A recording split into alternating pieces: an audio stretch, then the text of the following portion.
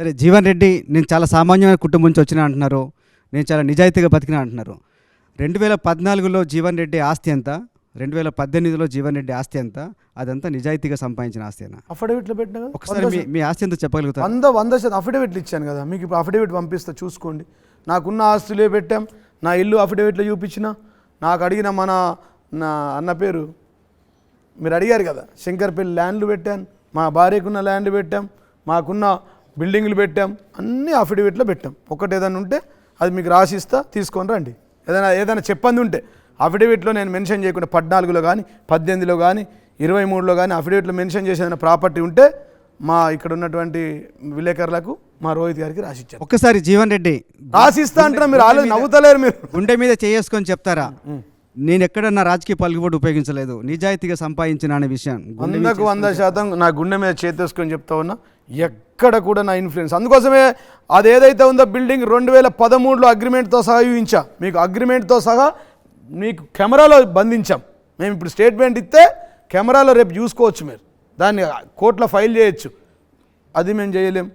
మేము కొనుక్కున్న భూములు రియల్ ఎస్టేటు అప్పుడు దేవుడి దయ వల్ల తక్కువ ధరలు ఉండే.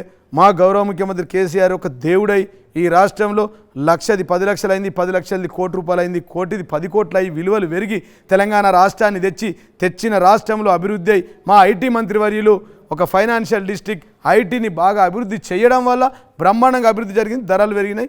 ఏదో అదృష్టం, మాకు వచ్చిన పైసలు 2 ప్రజలకు సేవ చేసాం, 2 పైసలు మేము తిన్నాం, 2 పైసలు అట్లా. జీవన్ రెడ్డి గారు, సామ దామోదర్ రెడ్డి దగ్గర నుంచి 100 ఎకరాలు మీరు అసత్య వాగ్దానాలతో, అసత్య అగ్రిమెంట్తో మీరు రిజిస్టర్ చేయించుకున్నారు. పూర్తిగా తప్పది, 100% తప్పు. అసలు అగ్రిమెంట్లు లేవు, రిజిస్ట్రేషన్స్ అయినాయి, మేము పేమెంట్స్ ఇచ్చాం, అది ఆన్లైన్లో ఉంది, పేపర్లో ఉంది.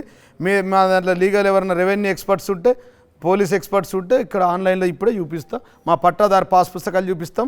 మాకేమున్నాయో అఫిడవిట్లో పెట్టినాం. రోహిత్ గారు మీరు పదే అడుగుతారు. అవన్నీ అఫిడవిట్లో పెట్టినాం సార్, అవన్నీ అఫిడవిట్లో పెట్టినాం. మాకున్న ప్రతి ఒక్క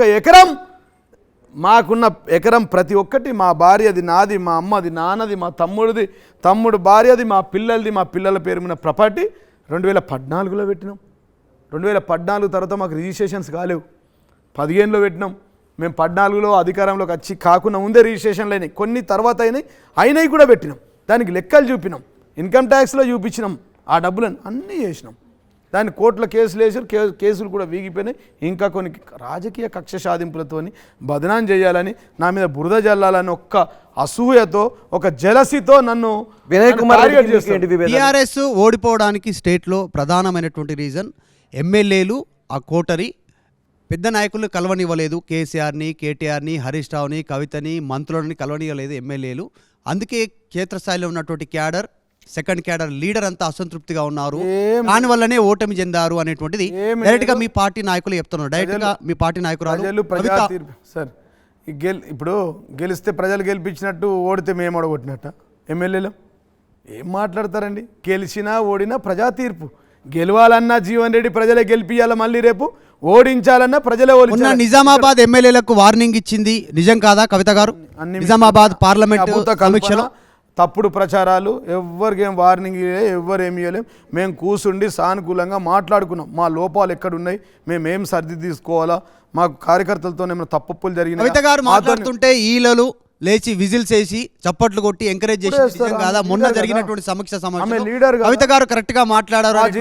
దాదాపు 500 నుంచి 600 మంది నిజామాబాద్ పార్లమెంట్ కి సంబంధించిన నాయకులు హాజరైన. ఆమె లీడర్ కదా, మా ప్రాంత బతుకమ్మ కదా, మా అక్క చెల్లెలతో బాగా సంబంధాలు ఉన్నాయి కదా, మా అన్నదమ్ములతో సంబంధాలు ఉన్నాయి కదా, మా ఊరు లీడర్ కదా, మా నిజామాబాద్ మాజీ ఎంపీ కదా, జనరల్గా నేను మాట్లాడినా చప్పట్లు కొడతారు. అట్లా కాదు, ఎమ్మెల్యేలకు క్లాస్ తీసుకుంటున్నటువంటి సందర్భం తప్పండి. క్లాస్ ఏం తీసుకుంటారు? క్లాస్ ఏం లేవు, క్లాసులు కావు అవి సీరియస్ అయ్యారు మీ పైన. ఇంటర్నల్గా మాట్లాడుకున్న మాటలు, మీడియాకి సంబంధమే లేదు. అవి ఇంటర్నల్గా కడుపులో ఉన్నటువంటి అన్ని ఏమేమి జరిగినాయి, నిజాలే కదా, మీడియాకు అనుమతి లేదు కానీ నిజాలే కదా. ఇప్పుడు కాదు, మేము కదా ఓడిపోయింది. ఇప్పుడు ఎంపీ ఎలక్షన్స్ లేవు కదా, ఇప్పుడు ఎంపీ ఎలక్షన్ కాలేదు కదా, మేము కదా ఓడిపోయింది జీవన్ రెడ్డి కదా. జీవన్ రెడ్డిని ఓడించారు కదా ప్రజలు, శిరసా వహించినాం, దండం పెట్టుకున్నాం, ఓకే అన్నాం. ప్రతిపక్షంలో ఉంటాం, ప్రాణం పోయేంత వరకు కొట్లాడతాం. మళ్ళీ తెలంగాణ ఉద్యమంలో కొట్లాడి ఈ 420 కాంగ్రెస్ పథకాలు ఏవైతే ఉన్నాయో, 420 చీటింగ్ 420 కాంగ్రెస్ కాదు నేను అనేది, 420 పథకాలు, 420 కాంగ్రెస్ పథకాలను మెల్లగా చేయమంటున్నాం. అర్జెంట్ ఏం లేదన్నా, పేజీ వైజ్ చేసుకురండి, మొదట ప్రియారిటీ వైజ్ చేసుకురండి, మొదట 6 గ్యారెంటీలు చేయండి, తర్వాత చేయండి. భజన బ్యాచ్ చేరిందా? కేసీఆర్, కేటీఆర్, హరీష్ రావు, కవిత చుట్టూ భజన బ్యాచ్ ఉందా? ఆ భజన బృందంలో మీరు కూడా ఉన్నారా? ఏం లేదు, భజన లేదు, ఏం లేదు, అవన్నీ ఊహించుకుంటారండి. ఎవరు భజనాలు ఎందుకు చేస్తారు, ఎవరికి పనులు లేకుంటున్నాం. ఒక్కరోజు నియోజకవర్గం లేకపోతే ప్రజలు అడిగే పరిస్థితి. ప్రతిరోజు పథకాలే కదా.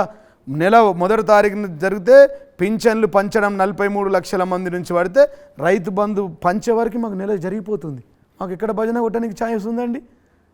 అసెంబ్లీ ఎన్నికల ముందు తెలంగాణ రాష్ట్ర సమితి నుంచి భారత రాష్ట్ర సమితిలోకి వెళ్ళారు.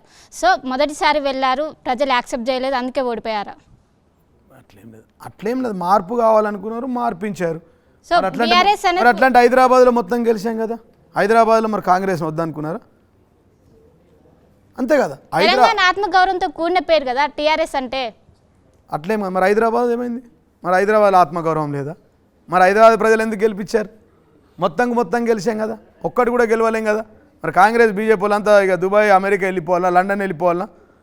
చెప్పండి. ఇక్కడ ఆత్మగౌరవం ఇక్కడైనా ప్రజలే కదా, ఇదే రాష్ట్రం కదా, ఇదే ప్రజాస్వామ్యం కదా, అదే రాజ్యాంగం కదా, ఇవే ఎలక్షన్ కదా. పెట్టడం వల్ల ఉన్నది పోయింది కదా.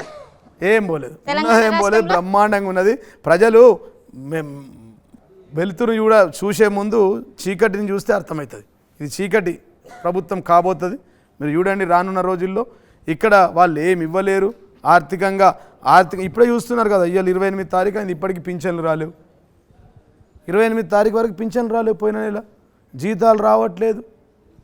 ప్రజలకు కరెంట్ బిల్లు కట్టుకోవద్దని చెప్పిండు. 2 లక్షల రుణాలు తెచ్చుకోమన్నారు. కానీ మీరు అప్పుడు గొప్పగా చేసే రాష్ట్రాన్ని వదిలి వెళ్ళిపోయారు. ఇప్పుడు దాన్ని అంతటిని సెటరేట్ చేస్తున్నామని కదా రేవంత్ సర్కార్ అంటుంది. ఇప్పుడు సెటరేట్, ఇప్పుడు కనీసం సకాలంలో జీతాలు ఇవ్వని మీరు ఇప్పుడు మేము సకాలంలో జీతాలు ఇవ్వడానికి ప్రయత్నం చేస్తున్నాం. మేము ఏమంటున్నామంటే, మీకు ప్రజలు అవకాశం ఇచ్చారు, మీరు నడిపియండి ప్రభుత్వాన్ని. మీరు అప్పులు తెస్తారా, అప్పులతో ఉంటారా? మీకు ప్రజాస్వామ్యం మీరు ఏ ఉద్దేశంతో చెప్పారు? లెక్కలు తెలియకుండా చెప్పారా? ఈ పథకాలన్నీ మౌలి గారు ఇవన్నీ చెప్పండి, రోహిత్ గారు, ప్రసాద్ గారు, ఈ పథకాలన్నీ ఇచ్చే ముందు దీనికి ఎంత ఖర్చు అవుతుందో తెలియదా మీకు? ఉచిత బస్సు ఇస్తే ఎంత ఖర్చు అవుతుందంటారా? పథకాలు ఇవ్వాలి అంటున్నా, ఇచ్చిందాక వదలం.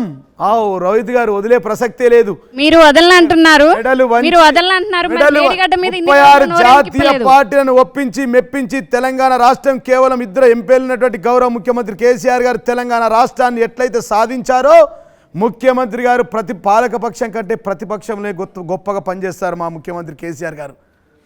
తెలంగాణ తొలి ముఖ్యమంత్రి కేసీఆర్ గారు పాలక పక్షం కంటే ప్రతిపక్షంలో ఎక్కువ పనిచేస్తాం. తెలంగాణ ఏ విధంగా అయితే మెడలు వంచి తెచ్చామో, కాంగ్రెస్ ప్రభుత్వం యొక్క మెడలు వంచి 420 పథకాలను ఈ ప్రజలకు అందే విధంగా మేము చేస్తాం. ప్రతినిత్యం ప్రజల కోసం పోరాడతాం, ప్రజల పక్షాన ఉంటాం. ఆర్మూర్ ప్రాంత ప్రజల కోసం జీవితంలో బతుకున్నంత కాలం. ఆర్మూర్ కాంగ్రెస్ అభ్యర్థి వినయ్ కుమార్ రెడ్డితో మీకున్న విభేదాలు? ఏం విభేదాలు ఉంటాయి? రాజకీయంగా వాడు 2వ స్థానం వచ్చిండు, మేము ఓడిపోయినాం, మేమిద్దరం ఓడిపోయినాం. గతంలో నా దగ్గర అంటే మీ ఆర్థిక ఉన్నతి 800 ఓట్లు వినయ్ కుమార్ రెడ్డి కలిసి చాలా మంది ఉంటారు.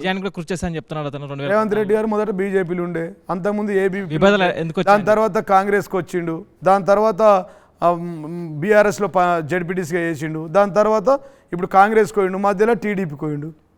అంతే. వాళ్ళు మాతో ఉన్నారు, మాతో నచ్చినప్పుడు వేరే పార్టీలకు వెళ్ళిపోయారు. మీ ఆర్థిక ఉన్నతికి చాలా సన్నిహితం కదా. ఓటమి తర్వాత మీరు వార్త ఏమన్నారు, వారు మీతో ఏమన్నారు? మేమేం మాట్లాడలేదు. ప్రజాస్వామ్యంలో ప్రజలే గొప్పలు, ప్రజలే దేవుళ్ళు, ప్రజా తీర్పును గౌరవించుకోవాలా. ప్రతిపక్షం నుండి పనిచేద్దాం, ప్రతిపక్షంలో ఎక్కువ పనిచేద్దాం. మన ప్రజలకు ఇచ్చినటువంటి గౌరవ కాంగ్రెస్ పార్టీ 420 పథకాలు ఏవైతే ఉన్నాయో వాటన్నీ అమలు అయ్యేలా ప్రతినిత్యం పనిచేస్తాం. ఎన్ని ఎంపీ సీట్లు వస్తాయి అనుకుంటారు మీకు? మొత్తం వస్తాయి. ఎందుకు? కంప్లీట్ 17 వస్తాయా? 100% వస్తాయి. 17, 16 మొత్తం వస్తాయి, కంప్లీట్ వస్తాయి.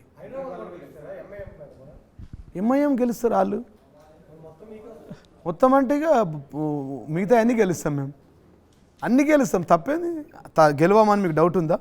అర్థమైపోయి కదా. నెల రోజులలో 3వ తారీఖు ఎలక్షన్ అయ్యేసరికి 3 నెలలు అవుతుంది. 3 నెలల నిరుద్యోగ వృత్తిని చూస్తారు. ఇదే ఆర్టీవీ. మా చెల్లెలు తులం బంగారం చూస్తారు, మా అక్క చెల్లెలు కళ్యాణ లక్ష్మి చూస్తారు, మా చెల్లె గృహలక్ష్మి చూస్తుంది, ఇల్లు కట్టుకొని ఉంటుంది. 6 నెలలలో నిరుద్యోగ వృత్తి ఉంటుంది. జర్నలిస్టుల సంక్షేమం చూస్తారు. రైతులకు రైతు బంధు రామ్ అయిపోయింది, దళితులకు దళిత బంధు రాబంధు అయిపోయింది, జై భీమ్ అయిపోయింది, దళిత బంధు, బీసీ బంధు బంద్ అయిపోయింది, మైనార్టీల సంక్షేమం మాయమైపోయింది. అన్నీ చూస్తారు.